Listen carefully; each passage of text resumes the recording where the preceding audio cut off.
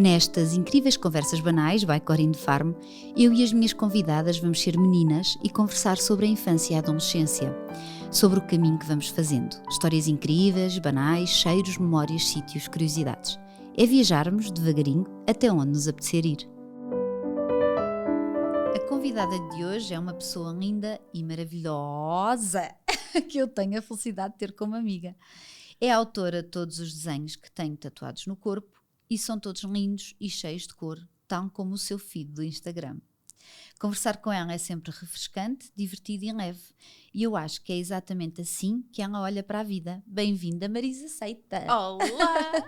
É mesmo um gosto enorme ter-te aqui. Oh pai, eu estou um super contente de estar aqui contigo, obviamente. Eu fico sempre contente quando estou contigo, não é? É verdade, a gente diverte-se muito as duas. É verdade. E pronto, estar aqui assim numa situação diferente também é fixe. Também é fixe, claro que sim.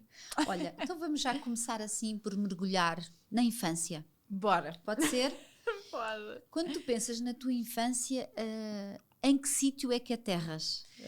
Onde é que vais parar?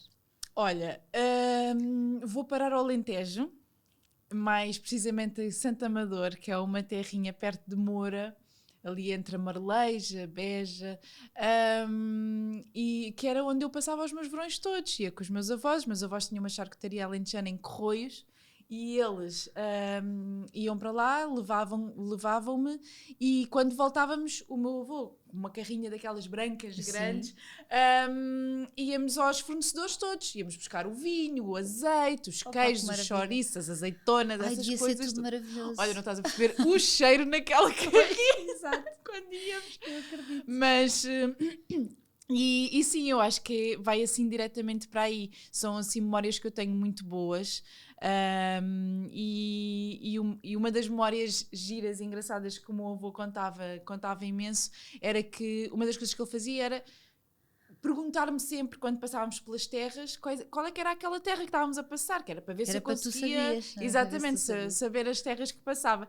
Então eu para aí, nem sei, para aí com 7 anos, 8, ele uma vez perguntou-me, estava a chover muito quando estávamos a ir, e ele perguntou-me, então diz-me lá, que terra é esta? E eu olhei assim pela janela, é lama. Então ele que era o que tu vias. Claro. Opa, muito bom. E em vez de ser Moura ou Barleja ou Beja, ele disse terra, estavas a falar do som. Exatamente, que terra é esta? Eu olhei, é lama. Claro. E então assim, vou assim, aterro logo assim nessas viagens e nas minhas estadias veranis. Com o caminho dos avós, que bom. Sim. Eu ia perguntar-te que cheiro é que é mais forte? É o da carrinha dos teus avós ou tens outros cheiros que guardas na memória? Tenho o cheiro da charcutaria alentejana, por exemplo, que quando entrávamos, assim do lado esquerdo tinhas aqueles alguidares de azeitona. Sim. E eu a primeira coisa que fazia quando vinha da escola e isso era tirar uma azeitoninha. Ai, que bom. E fazia assim ao meu avô e ele cortava-me um bocadinho de chouriço, um bocadinho de queijo e muito bom.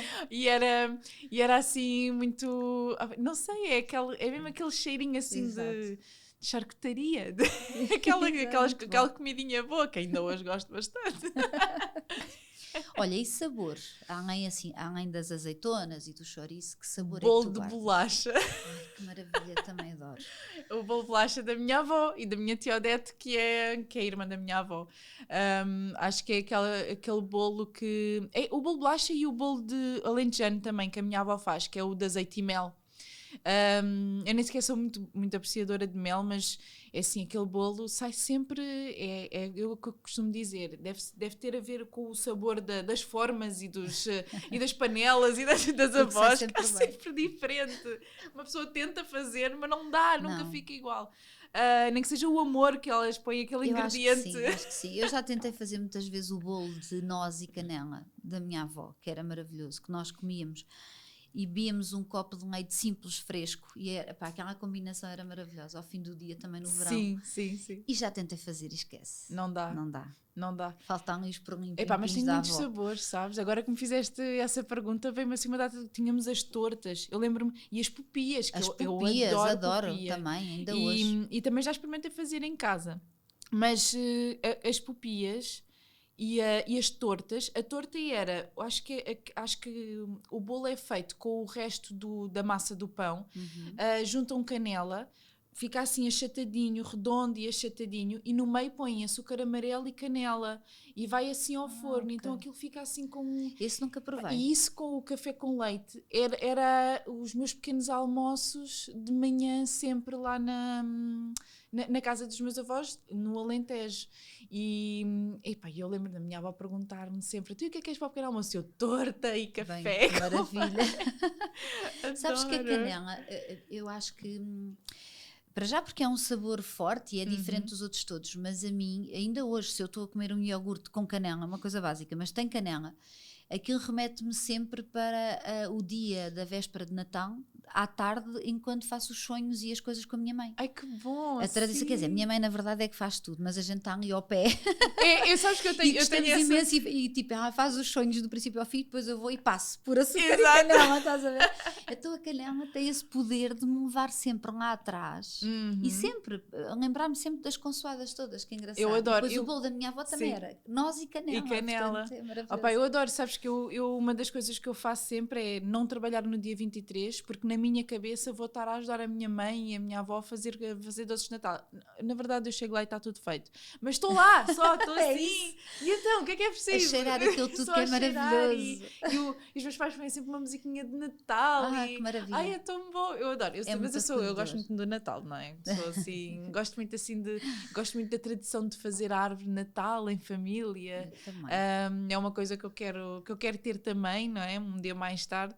E eu acho que é assim, é bonito, é uma... É uma coisa assim cozy, não é? Pois que é, eu adoro. Alimenta a alma, não é? Eu acho que sim. E mesmo as luzinhas à noite na sala, não é? Ai, ver as luzinhas da eu árvore. apago tudo e fico só com as luzes da árvore. Eu agora também tenho uma casa nova, pus assim umas luzinhas que são umas pinhas e cogumelos. Ai, que assim giro. com umas luzinhas assim à volta do móvel da televisão. Então estou ali só a curtir fofinho. aquela vibe.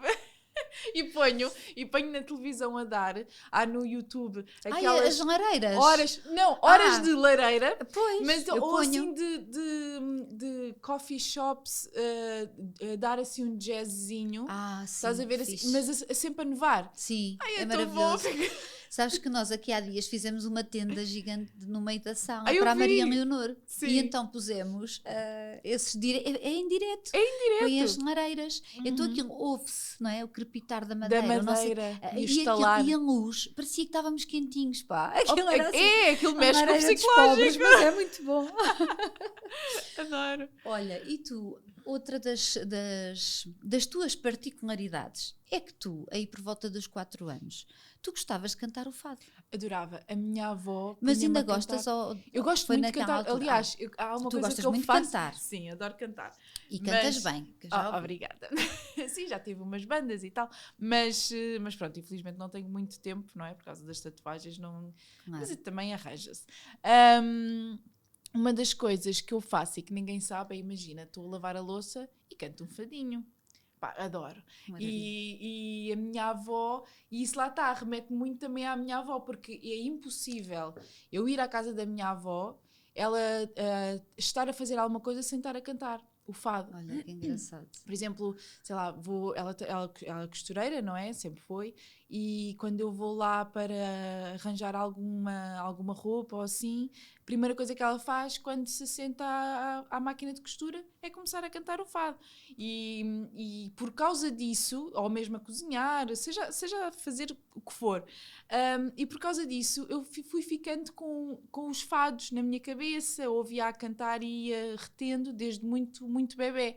E até que, por exemplo, hoje em dia eu ouço fados antigos, não é? De Amália e afins, e sem saber como, sei as letras. Sei as letras dos fados. Já estão aí gravadas. E às vezes estou em casa e estou a cantar um fadinho ou qualquer coisa assim. E gosto muito. Acho que eu gosto muito de fado e gosto muito porque eu tenho esta faceta minha que eu sou super extrovertida, super divertida, mas depois tenho uma parte super melancólica e, assim, e gosto muito dessa minha parte também e aceito-a muito bem. Gosto assim de músicas deprê e coisas tristes, adoro. E de escrever também. E de escrever também escrevo umas coisinhas. Eu sei que foi mais tarde, não é? Porque se também se começasse a escrever isso aos 4 anos era sobredotada, não é? Mas tu tens um caderninho dos sentimentos. É verdade. Que tens coisas muito giras lá escritas, tens poemas muito interessantes. E assim, maduros, para a idade. Com que idade mais ou menos é que tu preenchias esse caderninho? Tu até trouxeste. Eu trouxe, olha, eu até o trouxe porque acho muito giro, porque isto... Foste tu que fizeste essa capa, Eu fiz não? esta capa com recortes, já com imagens vintage, não é? Que Of course. são as coisas que eu gosto. E aqui... Eu escrevi, eu com letras pus, tem a ousadia de pensar. Viste? E eu encontrei este caderno há pouco tempo, porque mudei de casa, e pus-me a ler as coisas que eu escrevia com 15, 14 anos, e achei realmente demasiado maduro e demasiado intenso para a idade que tinha.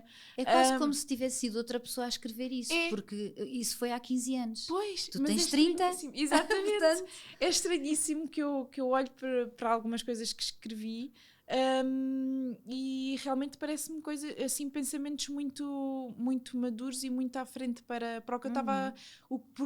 para o que era suposto eu estar a sentir e a viver nessa altura. Sim. Mas eu sempre tive uma maturidade muito maior do que a idade, porque eu acho que cresci muito rápido e isso também tem muito a ver com as almas velhas, não é? Pois é. É verdade. Porque uma alma velha, pronto, não precisa de ser tanto tempo para chegar exato, a um determinado ponto. E então eu na verdade... como é que eu ia dizer? Eu acho que tive de crescer muito rápido também, e foi uma coisa muito natural, porque perdi o meu pai muito novinha, e tive naquele núcleo de mulheres, a minha mãe, a minha tia, a minha avó, durante alguns anos, início da minha vida, e achei sempre que éramos uma equipa e que todas nós tínhamos que ser fortes. E então eu acabei por crescer imenso com essa ideia de... Se calhar para ficares ao nível delas de maturidade, só que elas eram adultas. Só que elas eram adultas, é? Exatamente. E mesmo quando perdi o meu avô e tudo mais, senti muito também que foi assim um pilar e que tudo isso... faz parte da minha personalidade, foi-se construindo ao longo desses anos, todos de infância e de adolescência. É mesmo uma época que molda e marca imenso quem tu vais ser. Sim, sem dúvida. Sim. O meu primeiro ato de rebeldia foi, mal fiz os 18 anos, já não era propriamente uma criança, não é? Mal fiz os 18 anos, foi a minha primeira tatuagem. Sendo que tu querias fazê-la desde os 14. Desde muito, muito novinha. E tu dizes, se não fossem os meus pais, eu aos 14 já tinha feito imensas. Portanto, tu não eras rebelde, mas não eras igual aos outros todos. Não, nunca fui. Sempre fui super alternativa, sempre tive gostos completamente diferentes, sempre gostei muito de coisas de vintage, dos anos 50, anos 60, sempre. Isso já veio muito de trás. Já faz parte de ti desde sempre. Desde sempre. É super engraçado, porque aliás, a minha primeira versão como artista foi começar a tirar autorretratos caracterizada. Eu ia agarrar em coisas da minha avó e coisas da minha mãe, caracterizava-me e tirava autorretratos. E ainda hoje fazes isso. E ainda hoje faço isso. E são muito artísticos, são muito bonitos. Normalmente são não é? Muito bonitos. Não, e são... E gosto... São mesmo, não é elegantes, mas são... Eu acho que tem a parte estética, não é? Tem uma parte estética muito grande, sim. É uma coisa que tu vês, é diferente. Uma pessoa não vai assim para a rua. A maior parte das fotografias, quem quiser pode ir, como é lógico. Exato. Tu pensas, não vai assim para a rua, mas é bonito este exercício de nos vermos tão diferentes também, não é? Eu adoro. Gosto muito de... Tanto que quando era miúda ponderei ser atriz ou qualquer coisa que me faça ser outra pessoa. E achava isso super interessante, mas sempre assim coisas extravagantes, gostava sempre, lembro-me de ter 16 lá está, os 15, 16 anos foram assim muito criativos, foi assim uma aprendizagem na parte criativa muito grande. Lembro-me de, por exemplo, gostar de criticar coisas através da imagem, através da fotografia. Por exemplo, lembro-me de uma que eu fiz, critiquei muito a parte das cirurgias estéticas, então fiz uma coisa, agarrei em látex, fiz os grandes lábios, fiz assim umas cenas tipo, desenhei-os como se fosse para recortar, sim. aquelas marcas tipo todas, picotado, e depois agarrava tentava fazer a fotografia de uma maneira em que fosse esteticamente agradável à vista, mas que tivesse lá a crítica, sim, que chocasse de alguma maneira, para chamar a atenção. Sim, sim. E pronto, e sempre gostei, e lembro-me logo de muito nova. Eu sempre adorei fotografia e quando comecei a ter pessoas a quererem ser fotografadas por mim, pensei logo, não, eu tenho que arranjar maneira de conseguir acessórios ainda mais giros, mais diferentes, e então eu comecei logo desde muito nova a ter aquela coisa de fazer parcerias, do estilo. Fui falar com umas raparigas da Almada, que eu era da Margem Sul, não é? Fui falar com umas raparigas da Almada que tinham uma loja online de acessórios vintage e coisas assim, e perguntei-lhes se elas se importavam de fazer uma parceria comigo, do estilo emprestavam umas peças, eu fazia as fotografias, depois devolvia as peças, mas escrevia lá que as peças tinham sido uma parceria. Tu já eras influencer antes de seres, Marisa? Já vi, tu estás sempre à frente do teu tempo. Muito à frente. Mas eu fazia imenso isso. Que maravilha. Até fiz com umas desarrascada mesmo em miúda. Sempre fui super e muito autodidata, que eu nunca aprendi fotografia, eu aprendi tudo sozinha, mesmo a mexer em Photoshops e não sei o quê. Depois tenho esta parte super nerd, que é, eu tenho que saber como é que isto se faz, então vou e se for preciso fico um dia inteiro de volta da mesma coisa até conseguir, senão fico...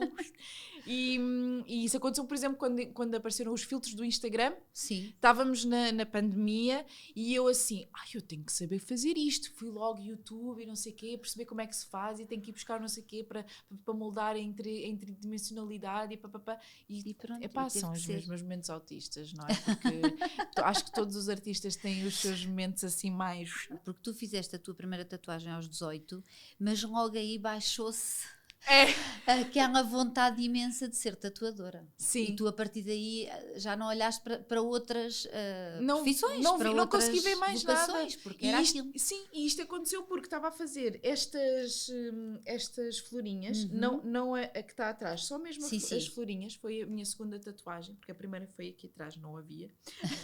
E a menina que me fez as flores, ela estava a aprender e demorou imenso tempo a fazer, e é normal, eu sabia que ia ser uma cobaia para ela, e foi super interessante porque eu estava a vê-la a fazer e veio-se-me aqui um pensamento cá de dentro a dizer do estilo, Marisa, é isto. Eu acho que é isto que tu vais fazer para o resto da tua vida. Opa, que maravilha. É super giro, porque no dia a seguir voltei à loja para pedir se podia comprar um kit e tal, para começar a tatuar, e há 10 anos atrás, ou há 11 anos, ou 12 atrás, era muito mais difícil arranjar material do que é agora, não é? Agora qualquer pessoa agarra vai aos eBays e vai aos não sei o quê e consegue comprar o que quiser. Mas pronto, mas eu tentei ir por esse caminho e fui à loja e perguntei se era possível fazerem-me um kit para eu experimentar em casa. A primeira coisa que eu fiz foi... Onde é que Olha, no meu quarto, eu vou-te explicar uma coisa, até fico agoniada a falar sobre isto. A primeira coisa que eu fiz, comprar orelha de porco. Foi aí que tatuaste. Olha, não estás a perceber. Eu preparei tudo, estava super entusiasmada, tiro a orelha de porco, ponho assim a orelha, paf! Então bora lá fazer uma grande rosa tradicional. Comecei a fazer, olha, o meu quarto todo cheirava a courato.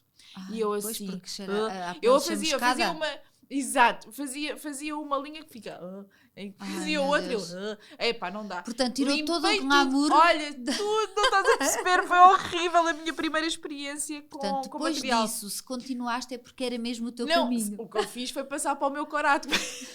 Passei para a minha perna, fiz a minha primeira tatuagem, foi no meu tornozelo, ali bem? sentadinha. Ficou assim...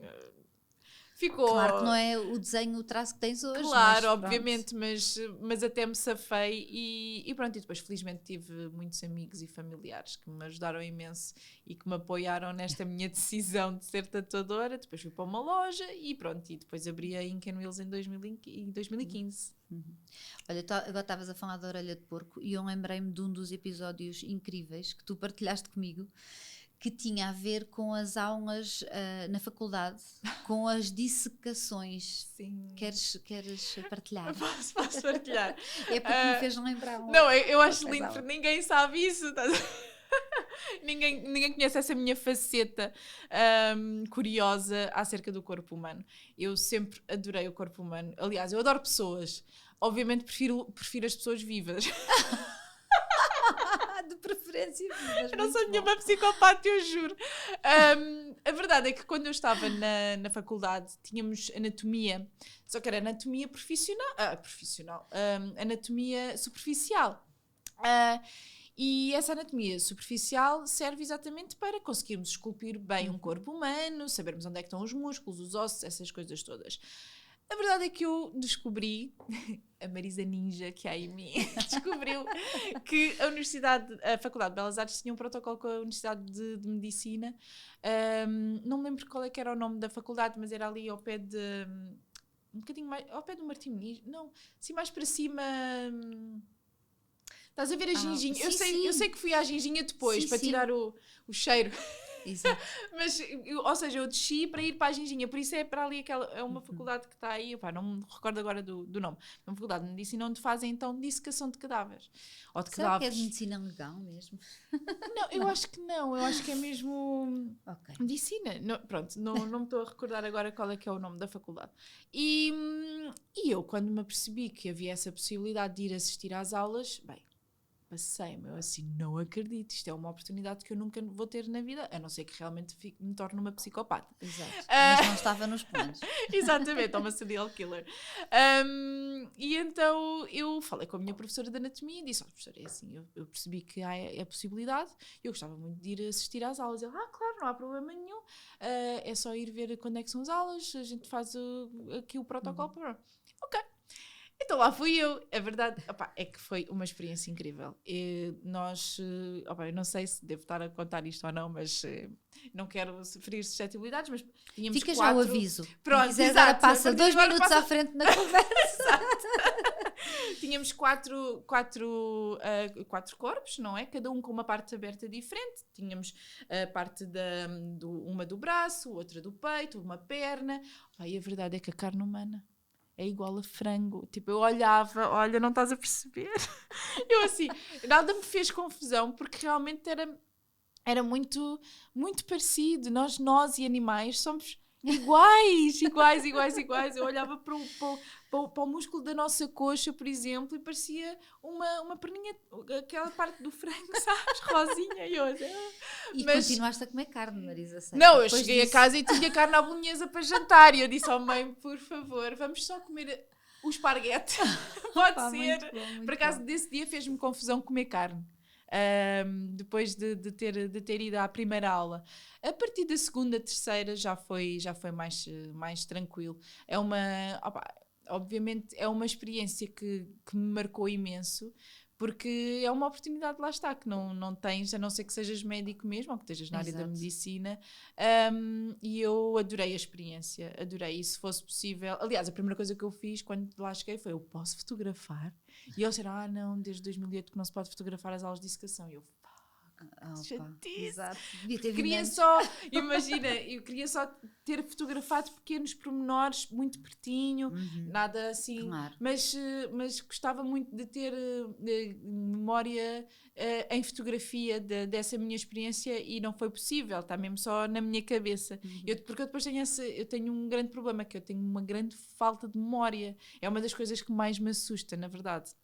Porque eu, por exemplo, quando vou viajar, eu tenho que tirar fotografias em todos os sítios que fui, porque eu vou-me esquecer. Que estiveste lá. É terrível, porque eu às vezes olho para fotografias de férias e fico bloqueada a olhar para aquilo e penso, eu estive aqui, já não me lembro. Eia, como é que é possível? Não me lembro mesmo. Eu acho que as tuas ideias ocupam muito disco rígido. E depois sabes sobra que pouco para a memória. exato, não, mas é mesmo que eu tenho muito boa memória fotográfica de imagens, sei lá, que eu acho que é uma coisa que deve ser muito normal em tatuadores, porque nós temos muita cultura visual, não é? Nós vemos muitos trabalhos, vemos muitas ilustrações, muitas imagens, trabalhamos com imagem. Exatamente. E nós gravamos muita imagem na nossa memória e depois falha noutros campos, pelo menos eu falo por mim. E é uma das coisas que, a sério, assusta-me imenso. Preocupa-me imenso. Tens que fazer sudokus? Está provado que ajuda a memória. Mas é números, estás a ver? Pois é, por isso é que eu nunca fiz na minha vida. Vejo números e desisto. Toda a gente diz, isto é espetacular, pá, eu sou mesmo das letras, eu vejo números e penso, vou fazer outra coisa. Exato. Vou fazer macramé. Exato. Olha, é muito melhor. E é melhor. Para mim também é muito mais interessante. Pá, números não é mesmo comigo. Olha, tu és uma das mulheres mais femininas que eu conheço. E isto não é nenhuma redundância, não é? Porque há mulheres que não são tão femininas, pronto. Sim. E tens uma relação ótima com a tua imagem, com o teu corpo. Aliás, o teu corpo é uma tela, sim, não é? Sim. Mas isto, era o que eu ia dizer, mas isto é o resultado de um caminho que se fez, não é? Bem longo. Exato. Queres partilhar um bocadinho? Porque aí temos muito a ver uma com a outra, não é? Sim, é uma das coisas que temos em comum. É verdade. De mestido ali muitas... Eu, pelo menos, até tive fase em que estava um bocadinho zangada com o meu corpo. Sim. E não queria pertencer-lhe, ou era assim uma coisa meio estranha, era como se fosse uma coisa à parte de mim. Sim. E depois o caminho faz-nos crescer também nisto, não é? Sim, eu fiquei zangada depois, quando me apercebi que fui parva. Sim, porque se desperdiça tempo e energia. Eu desperdicei muitas oportunidades de estar com os amigos na praia, nas festas das piscinas, nessas coisas todas. Desperdicei muito da minha adolescência com essa imagem que eu criei minha, que não estava bem, que não gostava mesmo do meu corpo, tinha celulite e tenho ainda hoje. Sim, também, toda a gente tem, obviamente. Mas quem não? Sei lá, tinha as coxas grossas, tinha os tornozelos muito grossos, não conseguia usar nada a não ser calças, nunca na vida estava fora de questão usar calções, saias, e isso estava fora de questão. E aquelas botas que cortam no tornozelo, horrível, porque parecia um tronco. O que eu dizia era, as minhas pernas parecem 2 troncos, eu odeio as minhas pernas. E de repente, para aí aos 21, 22 anos, comecei a perceber-me que não podia ser assim, e depois de ter experimentado tudo, eu experimentei tudo, só não fiz uma lipoaspiração. Exato. Porque nunca fui operada na vida. Mas uma pessoa experimenta os cremes, tratamentos, expressoterapias, os não sei o quê. Eu também. Até fui um cirurgião cardiovascular para saber se a minha... Pois, podia ter a ver tinha com algum bloqueio de veias ou de qualquer pronto, coisa. Nada. É genética, mas é genético. Tenho e pronto, assim, a minha vida de adolescente foi sempre os médicos a dizer isto é genético. Mesmo que faças seja o que for, exercício, não altera. É verdade. A única diferença é que com exercício consegues ficar mais tonificada. Exato. Mas o resto não muda. Mas está igual. E eu já experimentei isso, porque eu nos últimos tempos até tenho treinado muito e eu vejo que há coisas que não mudam. Não muda. E o que é que eu pensei? Não. Eu não vou viver o resto da minha vida a odiar o meu corpo. Claro. Eu vou ter que aceitar de alguma maneira. Como é que eu vou aceitar? Foi a minha pergunta a mim própria. E então comecei a perceber o tipo de roupa que mostrava o melhor que eu tinha, que na verdade era a minha cintura. Porque eu sempre tive a cintura assim mais fininha. Nesse meu caminho, o que eu percebi foi... Vou começar a usar umas cinturas mais subidinhas para a calça cair no sítio mais fininho. Vou começar a usar umas saias também. E aí, de repente, consegui, de uma forma muito natural, consegui juntar o meu gosto por coisas antigas e anos 50, 60 com o tipo de roupa que me Era ficava. o que eu ia dizer, é que esse Foi tipo uma de roupa combinação realmente é feita. da época que tu tanto gostas, não é? Exatamente, e foi uma combinação perfeita e a partir daí comecei a olhar para mim realmente de uma maneira diferente e a sentir-me bem quando olhava ao espelho. Sim. Nunca usei mini saias, uso agora com colãs opacas, porque sinto-me mais à vontade, nunca iria usar sem nada, por exemplo. Exato. Mas pronto, eu acho que é uma adaptação e as pessoas, obviamente, o que eu costumo dizer é, eu tenho noção do corpo que tenho. Exato. E há coisas que não me ficam bem e eu acho que isso é super normal, porque é estranhíssimo, peças, e não é normal uma pessoa ficar bem com tudo, porque não é. Sim, porque há pessoas que não têm anca que não fica bem se calhar certo tipo de roupa, por isso todas as pessoas e todos os corpos têm que se adaptar ao que lhe fica melhor. E eu acho que isso é uma coisa natural. E há um conceito que na verdade é uma pergunta, que é o que veste a tua alma, que responde a essas duas coisas. Por um lado, tu vestires peças que têm a ver contigo, lá está esta imagem mais retro. Sim. E que te fazem sentir confortável, ou seja, que te assentam bem. Exato. Portanto, e aí o que veste a tua alma, quando tu pensas, minha alma veste-se assim, é porque estás bem para o dia. Não, mas é muito engraçado. Sim. E não te acontece uma coisa que é, tu olhares lá para trás, para as fotografias dessa época em que te privavas de fazer tanta coisa e tu achares que eras perfeitamente normal. É quando eu fico zangada. Pois. Eu fico muito. E que o que tu tinhas na tua cabeça era mas tão empolado, não é? Exatamente. É que eu vejo e era muito mais magrinha do que eu sou agora. E penso, porquê? E depois, o que me fez depois passar isto para as redes sociais, e foi aqui esta ponte, foi quando eu comecei a ver as minhas fotos e perceber que não havia nada de errado comigo, que eu pensei, porquê é que eu não tive ninguém? Ou melhor, eu tive pessoas que eu confiava e que me diziam, tu estás ótima, a minha avó, a minha mãe, a família. Mas tu atribuías isso a uma pessoa que gostava de ti. Gostava de mim e que queria que eu me sentisse bem. Ou seja, não foi uma pessoa externa do teu núcleo a dizer isso. Exato. E eu acho que eu passei muito isso para as minhas redes sociais, tanto que eu comecei a ter seguidores no Marisa Aceita Tatu. Comecei a ter seguidores porque partilhava sempre a roupa que tinha nesse dia. E como era uma coisa diferente, um estilo diferente, as pessoas começaram a achar piada e a seguir. Mas depois eu comecei a receber mensagens do estilo, ai, tens tanta coragem por andar assim, eu adorava andar assim, não consigo, ai, não consigo usar saias porque não sei o quê. E eu pensei, ok, é aqui que eu vou ter que agir de alguma maneira. Vais ter esta missão. Exato. E tem a ver com este conceito do body positive. Do body positive, porque eu senti, espera, estas pessoas estão na fase que eu estava antes e eu não tive ninguém externo a dizer-me, mas usa, experimenta. Exatamente. Compra aqui, faz não sei o quê. E isto fez de mim aquela voz para essas pessoas que eu não tive das redes sociais, e porque eu quando era adolescente já havia as redes sociais, não havia Instagrams, mas havia i5, MySpace. Sim, eu fiz a adolescência toda só com i5, porque eu sou uma pessoa muito antiga. eu fiz o MySpace, era assim mais alternativo e mais da música e não sei o quê, então eu gostava muito do MySpace.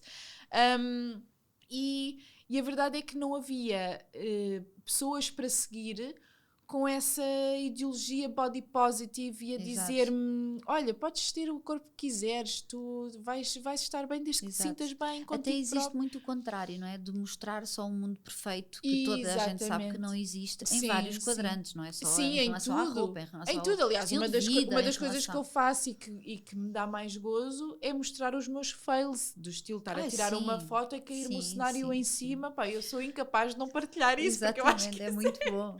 O mais engraçado. Não é só a foto final, mas sim o processo. O processo, sim. Eu acho que isso é super... E eu acho que ajuda imenso as pessoas, porque é isso, é as pessoas perceberem que aquilo que estão a pensar e a sentir não é só delas. E isso alivia muito essa carga, não é? Nunca sofri de bullying. Nunca, eu também não. Era uma coisa minha, nenhum comigo. amigo meu me disse, epá, és um bocado gorda. Nunca na Quer minha dizer, na vida. família às vezes chamavam magrinha à minha irmã e gordinha a mim. Também não sério? era muito bom, não Isso ajudava. Não era bom, mas não na era escola bom. não era bom. Sim, mas na escola... Sim, na escola eu não sofria de bullying. Eu Aliás, também não. O eu bullying sempre éramos senti nós que fazíamos a nós próprios. a nossa cabeça. Nós boicotávamos-nos, não era? Era isso que acontecia. Porque na escola o que eu sentia é que tinha ali um grupo e era um apoio. E eu acho mesmo que, apesar de ter sido a adolescência, ninguém ligava a isso. Sabes? Eu acho que só eu é que ligava a isso. Eu olho para as fotografias e já me vejo como se fosse outra pessoa, não é? Com 15 anos, eu tenho 41.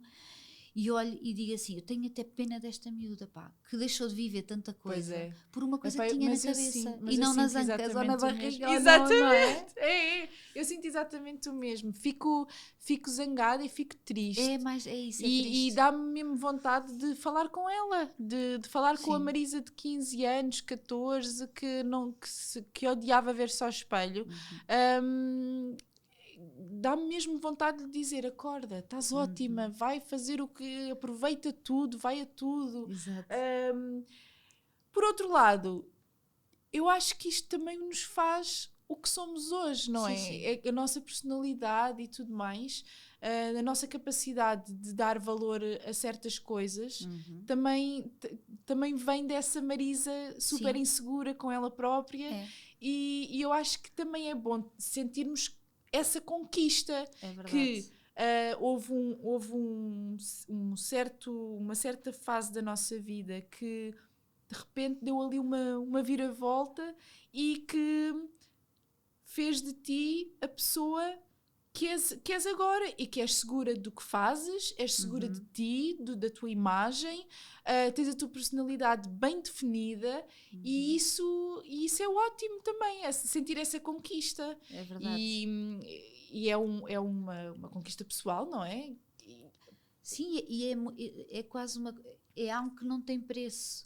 Não é? Tu veres o resultado do caminho que fazes é algo que não tem preço, não é? Sim. Porque eu não vou dizer que eu estou 100% resolvida com a minha imagem. Há dias em que eu não estou tão bem e se calhar não me acho tão bonita, mas eu já acho isto natural, estás a perceber?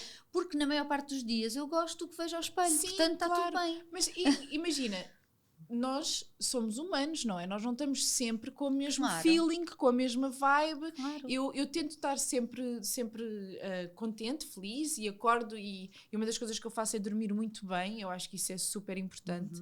E ainda ontem tive numa conversa em que eu disse, e é verdade, que o meditar, o parar, é uma das coisas mais importantes nos dias de hoje, porque nós estamos rodeados de muita informação, muita coisa a acontecer ao mesmo tempo. Muitos estímulos. E muitos estímulos, e ter a capacidade de parar e desligar é algo que toda a gente devia conseguir fazer, porque é uma introspeção, é uma análise que nós fazemos a nós próprios e percebemos o que é que está alinhado, o que é que não está, o que é que tem que ser alinhado, e isso deixa-nos descansados, ter esse controle de nós próprios e do que sentimos e olhar para dentro. E é uma coisa que é muito, muito importante, é termos essa capacidade. E eu orgulho muito de conseguir fazê-lo sozinha. Muitas pessoas precisam de terapia e acho que isso é super normal para conseguir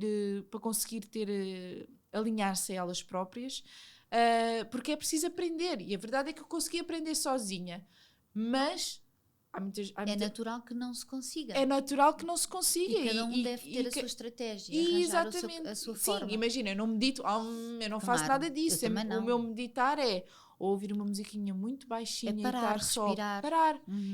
Ou simplesmente estar a desenhar e estar no meu mundo, isso é meditar. Pintar um quadro é meditar. Estar a ler um livro é meditar.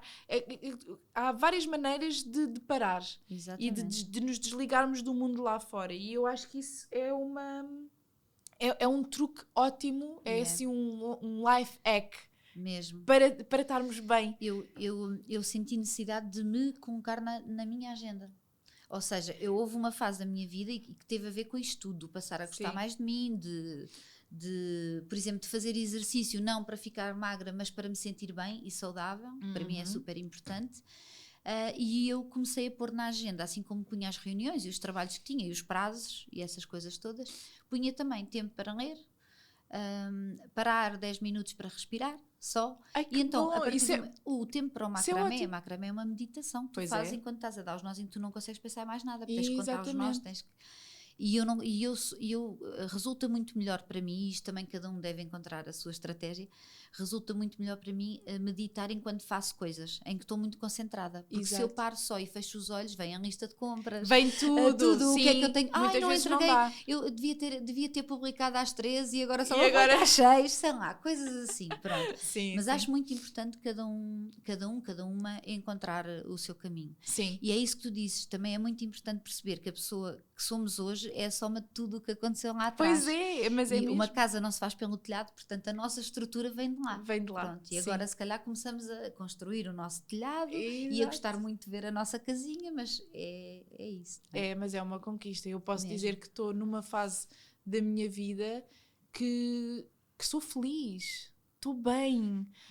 Sou feliz com as pessoas com quem trabalho, com a equipa que criei, Com o espaço que tens. com o espaço que tenho, com a minha casa, com as pessoas que me rodeiam. Uma das coisas que eu sou muito seletiva com amizades. Há uma Marisa super extrovertida que fala com toda a gente e ri-se com toda a gente, mas amigos e pessoas com quem eu falo coisas profundas são muito poucos. E eu acho que uma das coisas mais importantes na nossa vida é não perdermos tempo, porque o tempo é muito, muito importante. É verdade. E o nosso tempo, se não o aproveitarmos, ele vai continuar sempre a passar. E isso é uma coisa que me faz pensar muito e que me faz com que eu seja muito seletiva com as pessoas a quem eu dedico o meu tempo. Eu dedico muito tempo aos meus clientes, porque eles merecem o meu tempo, porque eles confiaram aquele tempo deles e o corpo deles a mim. E dedicas o tempo a algumas clientes especiais, que era outro projeto que eu queria muito falar contigo. Sim. Que tem a ver com, no fundo é uma reconstrução da auréola e do mamilo, de mulheres que já passaram processos de cancro da mama. Queres falar um bocadinho nisso? Porque eu sei que tu isto já fazes há 6 anos, de forma gratuita. Que essa parte é que eu também acho incrível, não é? Estamos aqui no Incríveis Conversas Banais, essa parte é muito incrível. E que tu começaste por fazer 3 ao ano e agora já tens que fazer quase todos os meses. Sim, mas fazes mesmo questão de dedicar esse tempo às pessoas. Sim. Neste momento estou a fazer 2 por mês, porque tive mesmo que controlar a agenda para isso, não é? Porque como é um serviço que é gratuito, eu tenho que fazer com que funcione e que não me leve à falência, obviamente. E não tire tempo do teu trabalho remunerado. Exatamente. E eu... muitas vezes perguntam-me se eu comecei a fazê-lo porque tive algum caso na minha família ou porque alguma coisa, mas não aconteceu nada. Simplesmente quando abri o estúdio em 2015 pensei, o que é que não se está a fazer? O que é que eu posso fazer de diferente para, sei lá, sem ser só a tatuagem, para abrir um bocadinho o leque do que é uma loja de tatuagens ou um estúdio de tatuagens. E a primeira coisa que eu fiz foi abrir um estúdio convidativo, porque eu sempre fui a estúdios que eram muito fechados, escuros, que não nos convidavam a entrar e que me deixavam com medo de entrar ou com receio de fazer perguntas. Eu não queria isso, queria exatamente o oposto, queria que as pessoas se sentissem à vontade para entrar e para perceber e para perguntar o que quisessem. E então a primeira coisa que eu fiz foi abrir um estúdio assim, leve, aberto e convidativo. E depois pensei, ok, agora vou tentar perceber o que é que eu posso fazer de diferente na área da tatuagem.